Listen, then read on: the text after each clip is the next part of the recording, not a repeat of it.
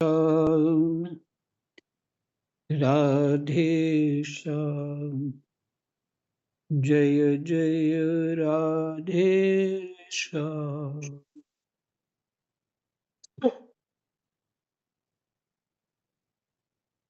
श्री गणेशाय नमः। श्री सीतारामाभ्यां नमः। श्री हनुमते नमः। श्री उमापते नमः। श्री गुरुवे नमः। सब संतन की जय जय। जय जय सीता राम राधे श्याम।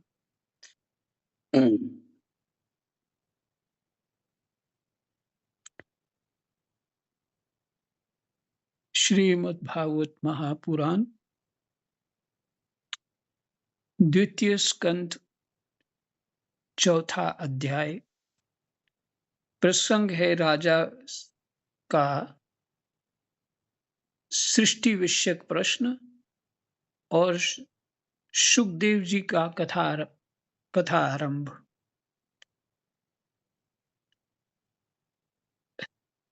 राजा मैंने कौन?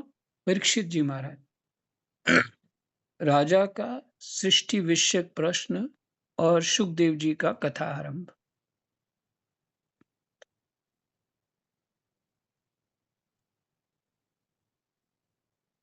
सूत जी कहते हैं, सुखदेव जी के वचन भगवत तत्व का निश्चय कराने वाले थे।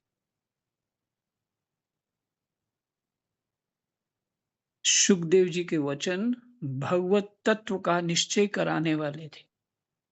भगवत तत्व क्या है, इससे निश्चय हो जाएगा। बड़ी बात है। निश्चय ही नहीं होता ना, तभी तो असमंजस में है। उत्तरानंदन राजा परीक्षित ने उन्हें सुनकर अपनी शुद्ध बुद्धि भगवान श्री कृष्ण के चरणों में अनन्य भाव से समर्पित कर दी। परीक्षित महारानी उत्तरा के पुत्र हैं।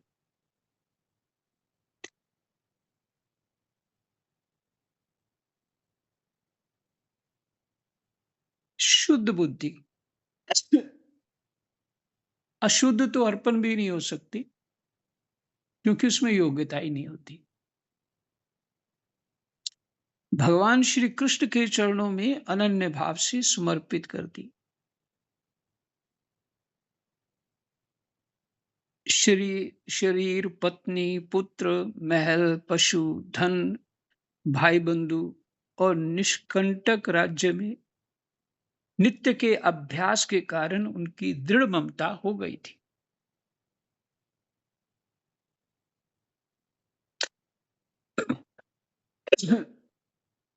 फिर से सुनिए।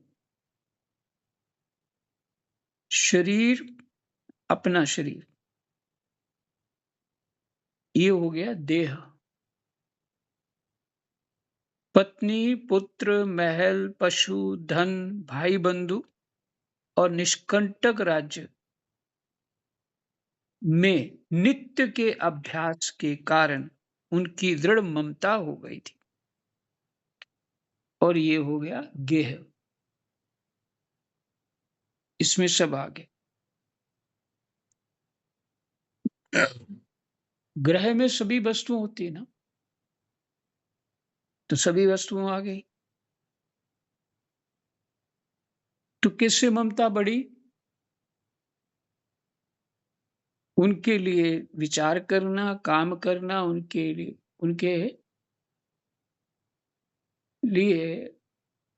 उनकी प्रसन्नता के लिए, अर्थात उनके सुख के लिए कर्म करना, भावना से कर्म करना, तो क्या होगा? ममता बढ़ जाएगी।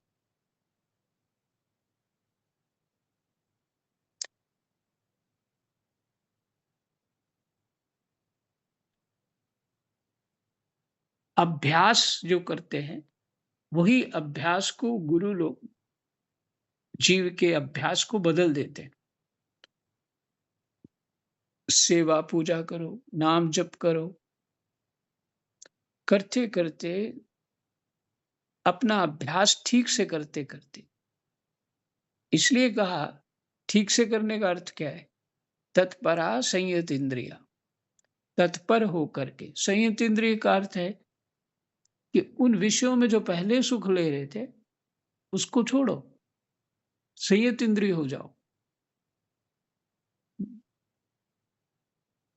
माने वैराग्यवान होकर के अहंकार रहित होकर के भजन साधन का अभ्यास करेंगे, तो वैसी ममता परमात्मा में हो जाएगी।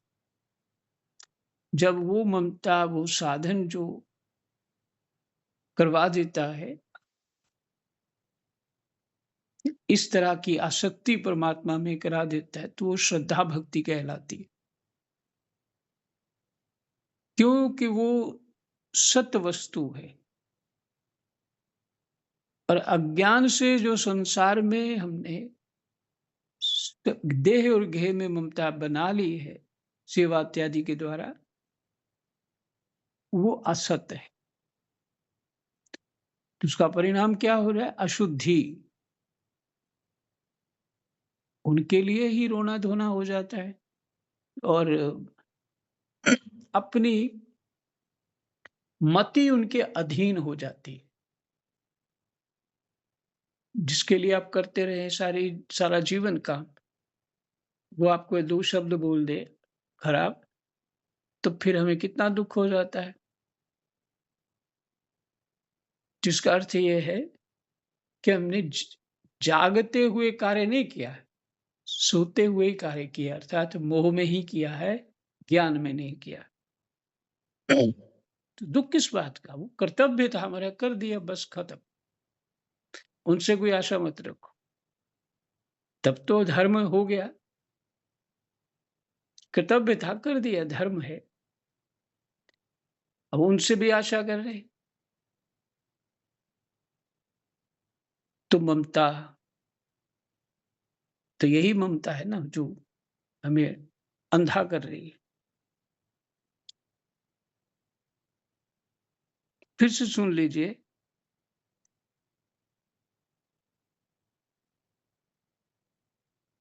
श्री सुखदेव जी के वचन भगवत तत्व का निश्चय कराने वाले थे। उत्तरानंदन राजा परीक्षित ने उन्हें सुनकर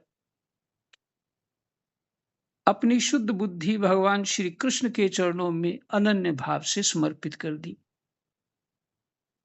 शरीर, पत्नी, पुत्र, महल, पशुधन, भाई बंधु और निष्कंटक राज्य में नित्य के अभ्यास के कारण उनकी दृढ़ ममता हो गई थी। ये जरूरी नहीं कि हम राजा होंगे तो फिर ही ममता होगी। नहीं, अभी जो जितने राजा हैं ना, उतनी तो ममता है ही, हो सकता है उससे ज्यादा ही हो। एक क्षण में ही उन्होंने उस ममता का त्याग कर दिया। ममता का त्याग ज्ञान से हो पाता है, समझ आने पे हो सकता है। ऐसे नहीं हो सकता है। ऐसे छोड़ के क्या करोगे? ऐसे अंधे की तरह। अंधे ने आंख बंद कर ली, बस छोड़ दिया, ये तो कोई बात नहीं। बिनु सत्संग विवेक न होई। वो विवेक भगवान के गुणानुवाद सुनने से, स्वाध्याय करने से, गुरु आज्ञा पालन करने से ही होता है और भगवत कृपा से होता है। तो उन्होंने एक क्षण में ही उन्होंने उस ममता का त्याग कर दिया। शौनक आदि ऋषियों, महामनस्वी परीक्षित ने अपनी मृत्यु का निश्चय समय, राम राम, महामनस्वी परीक्षित ने अपनी मृत्यु का निश्चित समय जान लिया था कि मेरे पास 7 ही दिन है। इसलिए उन्होंने धर्म, अर्थ और काम से संबंध रखने वाले जितने भी कर्म थे, उनका संन्यास कर दिया। इसके बाद भगवान श्री कृष्ण में सुदृढ़ आत्म भाव को प्राप्त होकर बड़ी श्रद्धा से भगवान श्री कृष्ण की महिमा सुनने के लिए उन्होंने श्री सुखदेव जी से यही प्रश्न किया, जिसे आप लोग मुझसे पूछ रहे हैं। आप लोग क्या पूछ रहे हैं? शौनक आदि ऋषियों ने पूछा था। हुँ?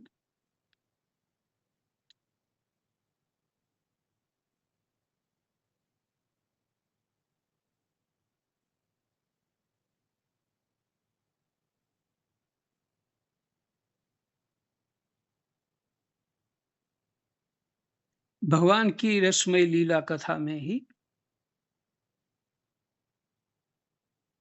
जिनका पर्यवसान होता है, संतों की सभा में ऐसी ही बात चर्चा होती है।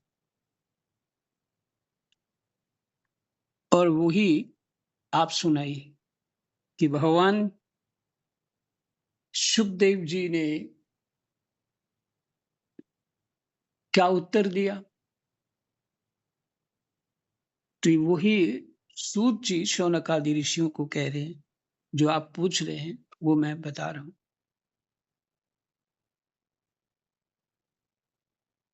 फिर से तीसरा श्लोक पढ़ लेते हैं, तीसरा और चौथा।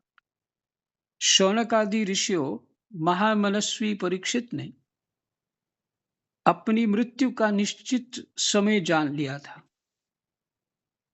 इसलिए उन्होंने धर्म, अर्थ और काम से संबंध रखने वाले जितने भी कर्म थे,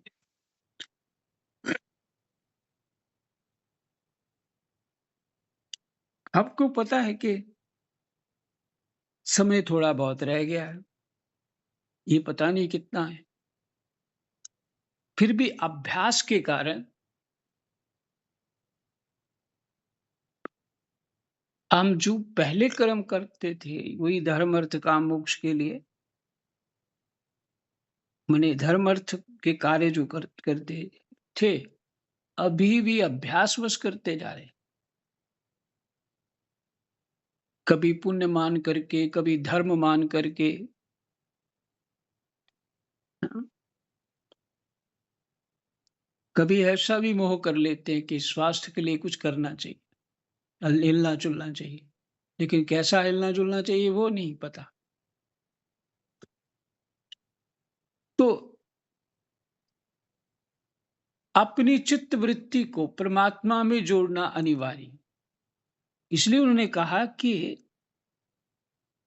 जो उनके वचन थे सुखदेव जी को, वो भगवत तत्व का निश्चय कराने वाले थे।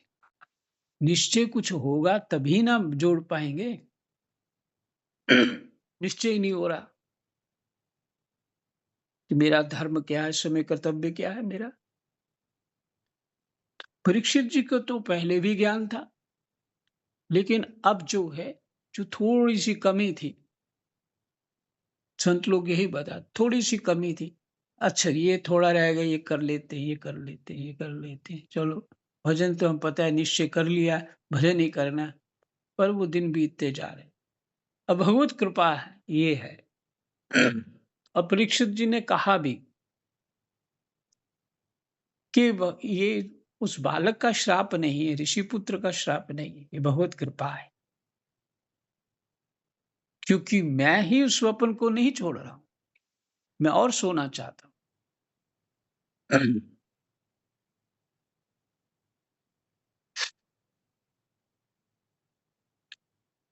तो उन सभी कर्मों का संन्यास कर दिया। छोड़ना, संन्यास मैंने छोड़ना। इसके बाद भगवान श्री कृष्ण में सुदृढ़ आत्म भाव को प्राप्त होकर बड़ी श्रद्धा से भगवान श्री कृष्ण की महिमा सुनने के लिए उन्होंने श्री सुखदेव जी से यही प्रश्न किया, जिसे आप लोग मुझसे पूछ रहे हैं। परीक्षित ने पूछा, भगवत स्वरूप मुनिवर, आप परम पवित्र और सर्वज्ञ हैं। आपने जो कुछ कहा है वह सत्य एवं उचित है।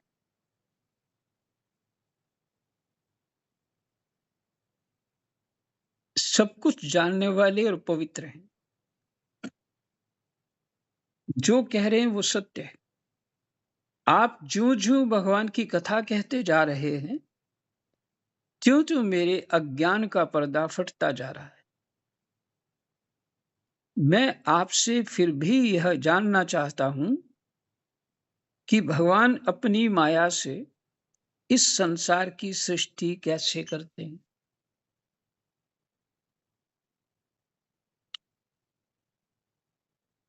ये परीक्षित पूछ रहे हैं। इस संसार की रचना तो इतनी रहस्यमयी है कि ब्रह्मादि समर्थ लोकपाल भी इसके समझने में भूल कर बैठते। भगवान कैसे इस विश्व की रक्षा और फिर संहार करते हैं।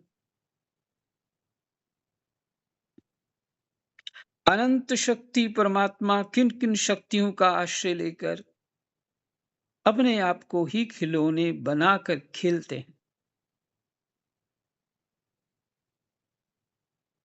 हुँ। अनंत शक्ति परमात्मा किन-किन शक्तियों का आश्रय लेकर अपने आप को ही खिलौने बनाकर खेलते हैं। वे बच्चों के बनाए हुए घरौंदों की तरह ब्रह्मांडों को कैसे बनाते हैं और फिर किस प्रकार बात की बात में मिटा देते हैं।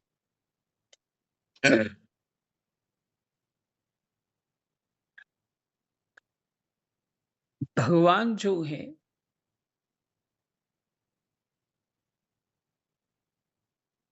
देखिए किसी उपनिषद का पाठ है ये, उसकी कुछ 2-3 लाइनें सुना देता हूँ। भगवान ने अपने आप से ही रचना की और वही जो प्रसंग है, जो सृष्टि रचना में देवता, ऋषि, गंधर्व इत्यादि सब कुछ मनुष्य इत्यादि बना दिया। लेकिन उसके बाद वो उनमें प्राण नहीं थे। ब्रह्मा जी ने तो बना दी। तो कैसे उठे सब? या विराट स्वरूप कैसे उठा? एक ही बात है। उनके ब्रह्मरंध्र से प्रवेश किया भगवान ने ही। क्योंकि भगवान तो सर्वव्यापक हैं। तो प्रवेश किया। जैसे ही ब्रह्मरंध्र से प्रवेश किया तो प्राण शक्ति जागृत हो गई और सभी अपने कार्य करने लगे। माने उस तत्व ने प्रवेश किया और फिर वही जो तत्व है, सच्चित आनंद है, वो मोहित हो गया और उससे बाहर नहीं निकला।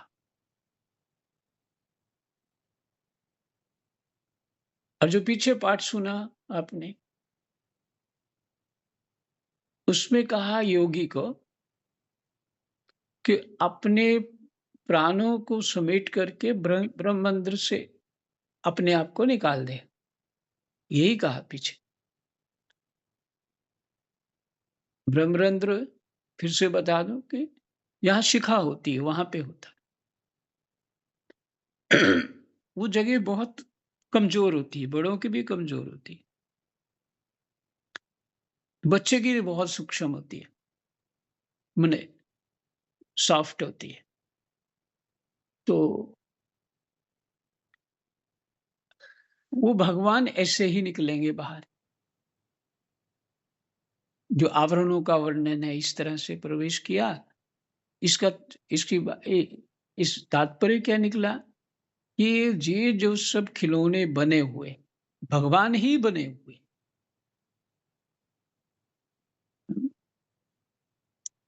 हनुमान जी कहते हैं ना राम जी को, अगर मैं तत्व दृष्टि से कहूं तो जो आप हैं सो मैं हूं।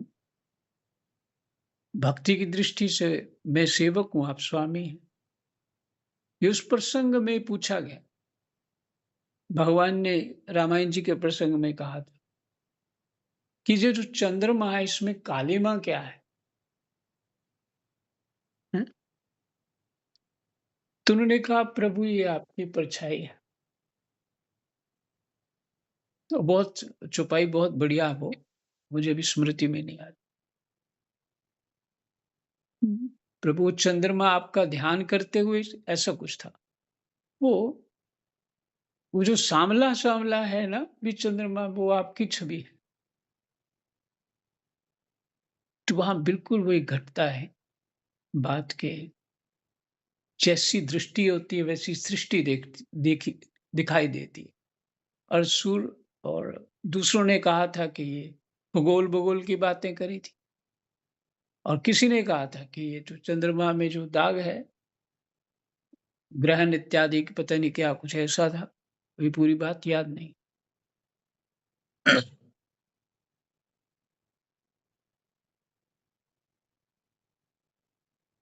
तो दृष्टि दृष्टि अपनी ही शुद्ध करनी है। आवरण में बैठ कर के हम आवरण के भीतर हैं। वो तत्व ही वही है। हम सब वही आत्म तत्व हैं, परमात्म तत्व हैं। लेकिन हम अज्ञान से संसार बना बैठे। पर गोस्वामी जी ने देख लिया और महापुरुषों ने औरों ने भी देखा। तभी वो कह रहे हैं सिया राम मैं सब जग जानी करो प्रणाम जोरी जुग पानी। क्योंकि उनकी दृष्टि बदल गई। तो हनुमान जी की दृष्टि ऐसी है। हैं? हमें संसार अच्छा बुरा बेईमान ठग सब कुछ दिखता है क्योंकि शरीर और अपने सुख पे दृष्टि देह गेह में आसक्ति है इसलिए कारण से मलिनता छाई हुई है। और हनुमान जी की स्थिति क्या है? उन संतों की स्थिति क्या है? इन्हें अपनी दृष्टि ठीक करी।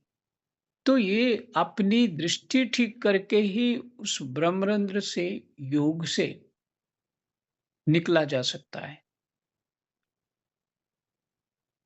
हम और और जो गुरु लोग शास्त्र ये बता रहे हैं, नाम जप से भी वही स्थिति आ जाती। तद्रूप जीव हो जाता, तद्रूप जीव हो जाता है। तो अभी हम तद्रूप कैसे हो चुके हैं? संसार रूप हो चुके हैं। वही किया, वही अभ्यास किया, अब उसके अतिरिक्त तो कुछ और समझ में आता ही नहीं।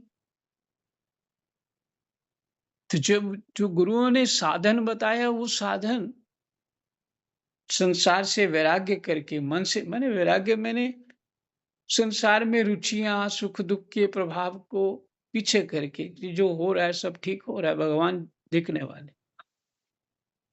तो मन बुद्धि से वहाँ से निकलो तो सही। शरीर को निकालने की ज़रूरत नहीं, मन बुद्धि से निकलो। शरीर जहाँ रहेगा वो अपना प्रपंच खड़ा कर ही देगा। तो मन बुद्धि से निकलो। तो जहाँ पे हो वहीं ठीक है, निकलना ही तो है और मन बुद्धि से निकलना है। तो वो जो साधना का अभ्यास है वो करिए, जो गुरु लोग बताते हैं। और उसमें ये भी बात है, जो गुरु लोग बताते हैं वो परंपरा से चलता आ रहा है। हमारे गुरु जी को वो ज्ञान अथवा वो उस मोक्ष की स्थिति हो ना हो, पर यदि हम ही ठीक से चलेंगे तो हमको हो जाएगी। ये नहीं कि गुरु को होनी चाहिए तो हमको होगी, ऐसा भी नहीं। वो श्रद्धा विश्वास से होती है।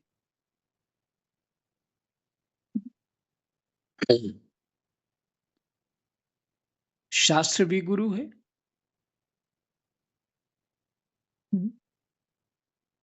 तो गुरु फिर सर्वत्र गुरु हो जाता है। गुरु व्यापक हो जाता है।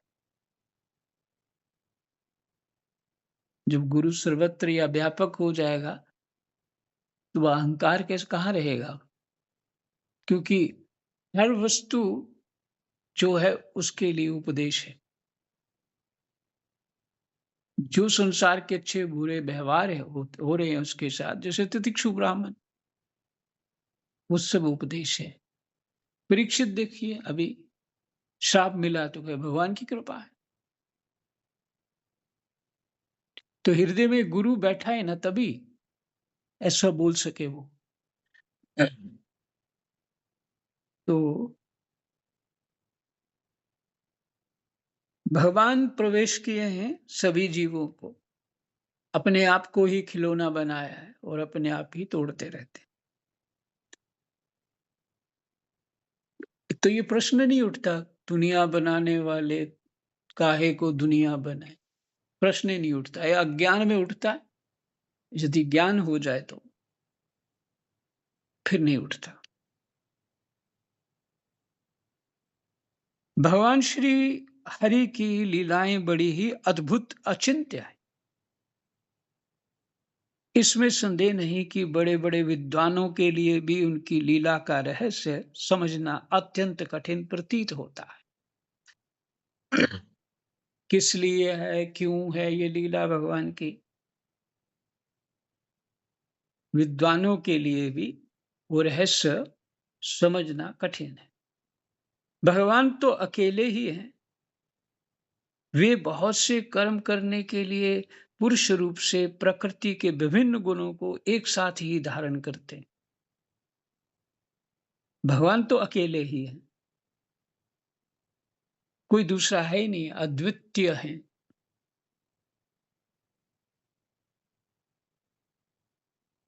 वे बहुत से कर्म करने के लिए पुरुष रूप से प्रकृति के विभिन्न गुणों को एक साथ ही धारण करते हैं।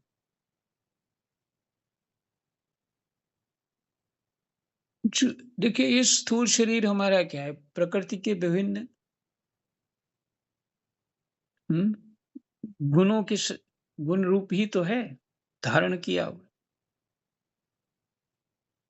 और जो आत्मा है, उसी ने धारण किया, नहीं तो वो प्राण शक्ति भी अपना प्राण के भी प्राण है वो तत्व भगवान,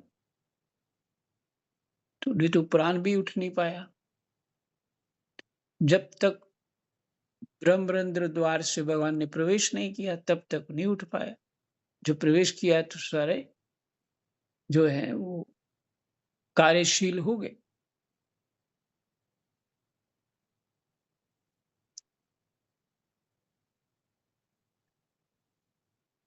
तो उनको भगवान को फिर कर्म कैसे बांध सकता है? क्योंकि वही सब कुछ है। वो ही सुख-दुःख झेल रहे हैं, कुछ भी हो रहा है, वही उनको ही हो रहा है। वैसे उनको तो कोई सुख-दुःख पकड़ नहीं सकता, लेकिन ये प्रकृति, मन, बुद्धि जो बन जाते हैं, जिसको बल दिया है, प्रकृति में मन और बुद्धि को जो बल दिया है, समझने का, करने का, मानने का, निश्चय करने का, वो सब तो उनकी शक्ति से ही तो मन और बुद्धि सुख दुख को समझ पा रहे। लेकिन भगवान को इसकी कर्म सृष्टि बनाने और तोड़ने का फल कुछ नहीं होता, क्योंकि वो तो स्वयं ही है।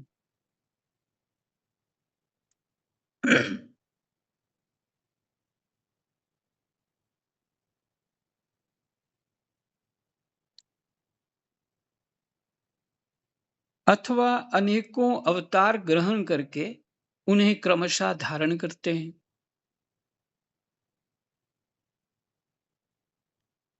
मुनिवर आप वेद और ब्रह्म तत्व दोनों के पूर्ण मर्मज्ञ हैं।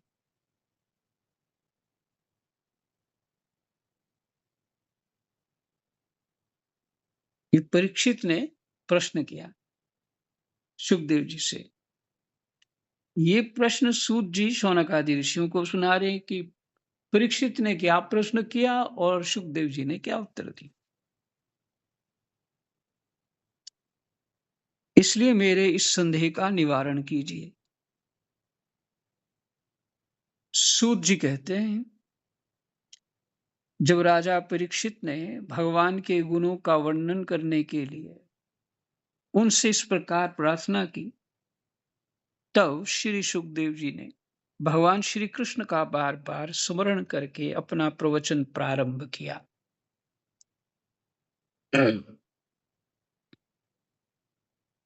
श्री सुखदेव जी ने कहा, उन पुरुषोत्तम भगवान के चरण कमलों में मेरे कोटि-कोटि प्रणाम हैं, जो संसार की उत्पत्ति, स्थिति और प्रलय की लीला करने के लिए सत्व, रज तथा तमोगुण रूप 3 शक्तियों को स्वीकार कर ब्रह्मा, विष्णु और शंकर का रूप धारण करते हैं।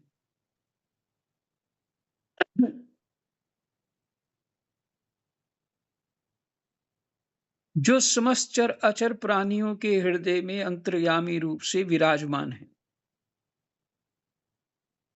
जिनका स्वरूप और उसकी उपलब्धि का मार्ग बुद्धि के विषय नहीं, जिनका स्वरूप क्या है, उसकी उपलब्धि कैसे होगी, ये बुद्धि के विषय नहीं। बुद्धि वहां तक नहीं पहुंच पाएगी। जो स्वयं अनंत हैं तथा जिनकी महिमा भी अनंत है, हम पुनः बार-बार उनके चरणों में नमस्कार करते हैं।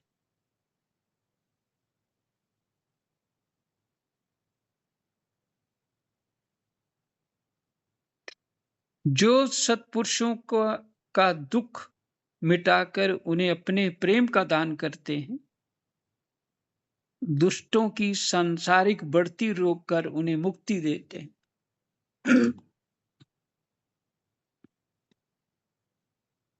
जो सत्पुरुषों का दुख मिटाकर उन्हें अपने प्रेम का दान करते हैं। दुख क्या है? कृष्ण वासुदेवाय हरे परमात्मने क्लेश नाशाय, क्या हो, क्लेश माने अज्ञान, यही तो दुख है। जो सत्पुरुषों का दुख मिटाकर उन्हें अपने प्रेम का दान करते हैं, दुष्टों की सांसारिक बढ़ती रोक कर उन्हें मुक्ति देते हैं।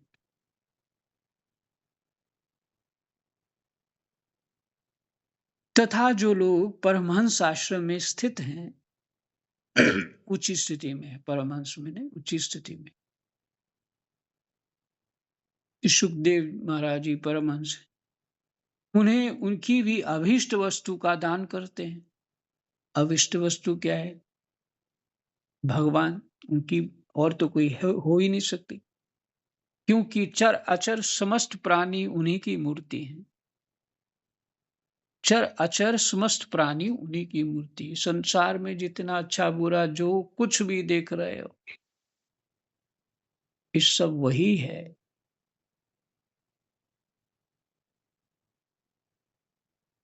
लेकिन सीधी बात ये समझ नहीं आ सकती जब तक शास्त्र को ठीक से नहीं समझ पाएंगे, तब तक ये बात पचेगी नहीं कि सब कुछ तो दुष्ट बड़े एक से एक बड़े दुष्ट हैं।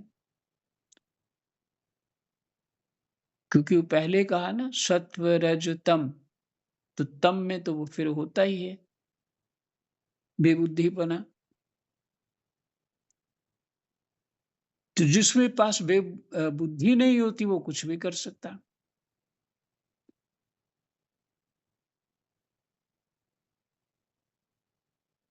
तो कहते हैं क्योंकि चर अचर समस्त प्राणी उन्हीं की मूर्ति है, इसलिए किसी से भी उनका पक्षपात नहीं।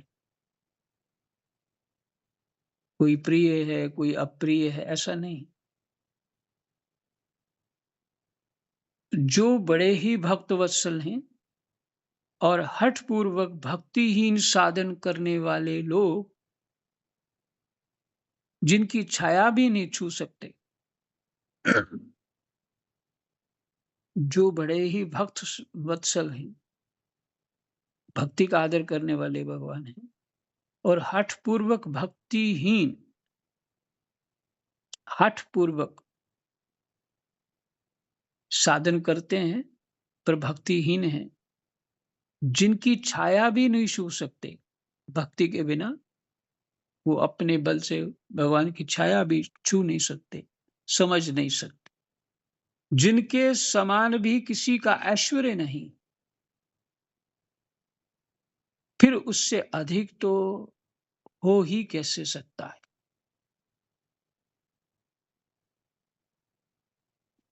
दूसरों का ऐश्वर्य उनसे अधिक हो कैसे सकता है।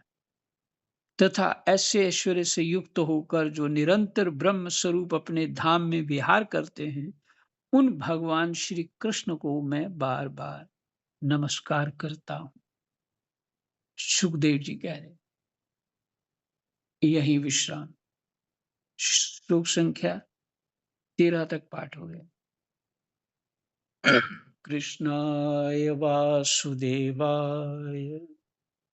हरये परमात्मने प्रणतः क्लेशनाशाय गोविंदाय नमो। अज्ञान ही कलेश है। जय जय।